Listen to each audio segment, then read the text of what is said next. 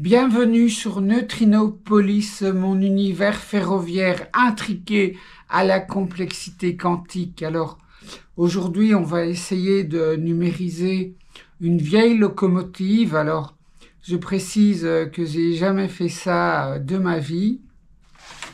Donc, il s'agit de la 43 619 de chez Rocco.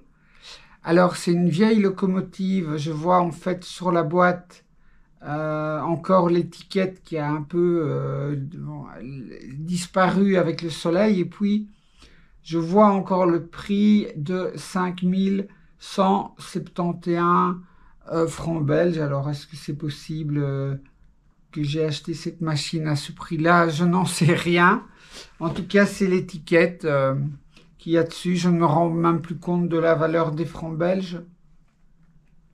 Alors, il y a également une date sur la boîte. C'est l'année 1983. Donc, je pense pas que j'ai acheté ça en cette année-là. Je pense que c'était plus tard. Je pense que j'ai acheté cette locomotive dans les années 90. Bon, alors, pour vous montrer, en fait... Donc j'ai découpé l'ancien décodeur, hein, c'était un décodeur donc Motorola Marklink. J'ai déjà découpé les câbles, donc à vue de nez, hein, les lumières, c'est l'orange et le jaune. L'arrivée des rails de l'électricité, c'est les deux noirs. Et le moteur, c'est le bleu ici et le rouge de l'autre côté. Voilà, que j'ai coupé un peu ras.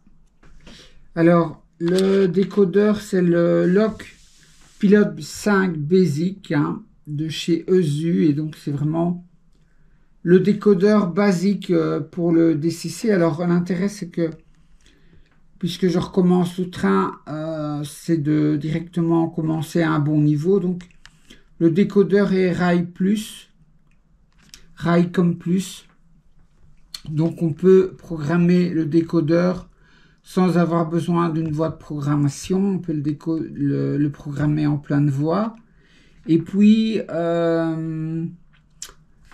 ici au verso, il y a toutes les valeurs qu'on peut mettre, certaines valeurs qu'on peut mettre dans certains CV. Donc il y a la liste des CV et puis la liste des valeurs avec l'explication. Mais c'est en allemand malheureusement, mais j'ai trouvé une documentation en français. Alors dans la documentation qui fait donc une centaine de pages, j'ai trouvé le schéma de branchement sur lequel on va se baser pour travailler. Donc le fil orange et le fil gris vont au moteur. Le fil rouge et le fil noir vont à l'alimentation, donc vers les rails. Et donc, attention, je vais brancher le rouge sur les rails droite du train dans le sens de la marche, puisque je suppose que le rouge, c'est plutôt le positif et le noir, c'est le neutre. Donc, le rouge sur les roues droites dans le sens de la marche, le noir sur les roues gauche dans le sens de la marche.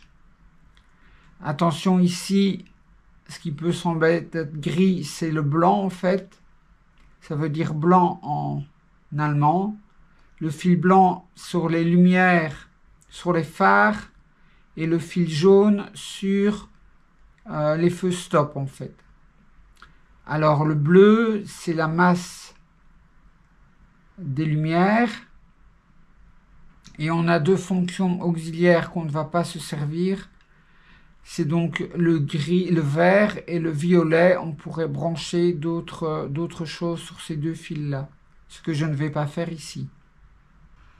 Donc, voici donc le décodeur hein, avec son interface NAM 652.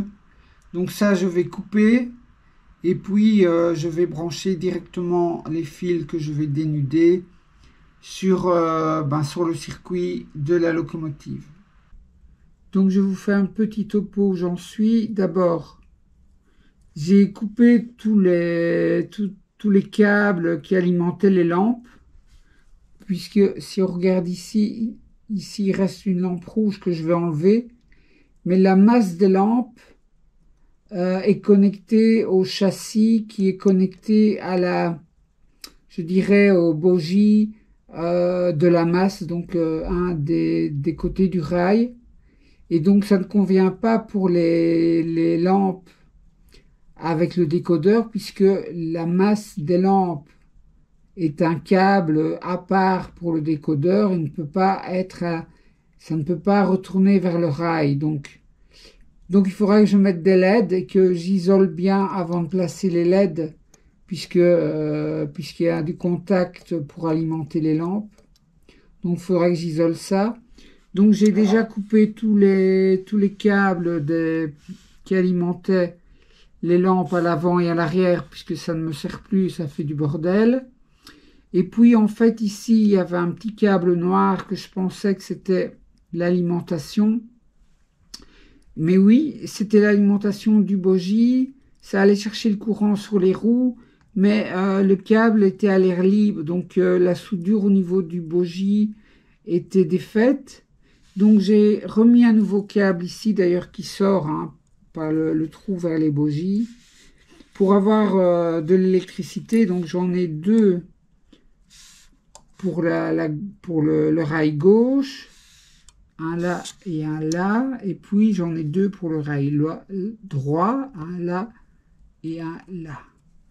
Voilà, donc le mieux que je pense, c'est de souder le décodeur pour faire un test, pour voir si ça fonctionne correctement. Et si oui, je serai motivé à continuer et à remplacer les ampoules par des LED. Parce que bon, c'est encore un petit travail conséquent. Donc j'ai envie de d'abord faire un test pour voir si ça vaut la peine de continuer. Voilà, j'ai terminé de souder le décodeur. Donc le fil rouge et le fil noir vont vers les rails, tandis que le fil orange et gris vont vers le moteur. Voilà, donc on va aller faire un essai pour voir si ça vaut la peine de continuer.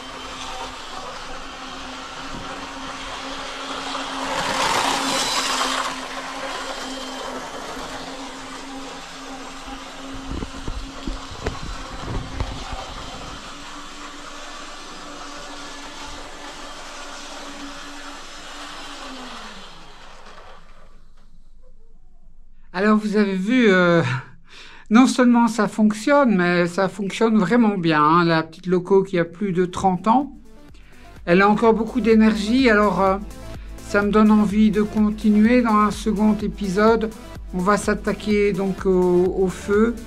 Les LED, il faut que je revoie ma théorie avant de tourner l'épisode.